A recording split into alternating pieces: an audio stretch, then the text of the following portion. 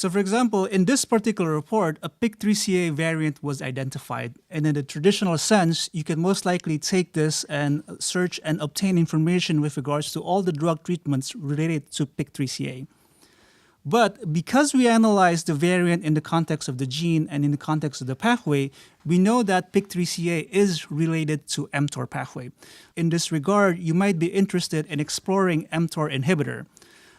But in order to actually prescribe the mTOR inhibitor, you might need to confirm the activation of the mTOR itself. So in this sense, we also give you suggestions and recommendation as to what to do next. So another example here is an APC variant that we identified. And in a typical sense, when you identify this variant, you would prescribe the angiogenesis drug. However, in this particular case, we noticed that other variants was identified, such as KRAS, PIK3CA, ERBB2, CTNNB1.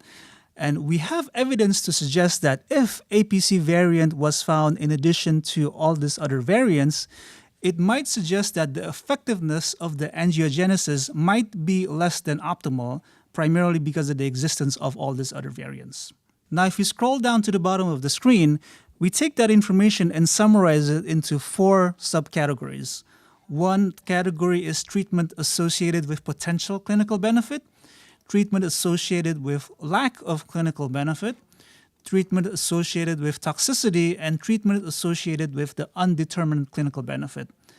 If you recall our discussion with PIK3CA and mTOR, that will be classified under treatment associated with undetermined benefit, primarily because we haven't confirmed the expression of mTOR itself. If we look at the treatment associated with potential benefit, we recommend the anti-angiogenesis drug primarily because of the existence of the APC variant.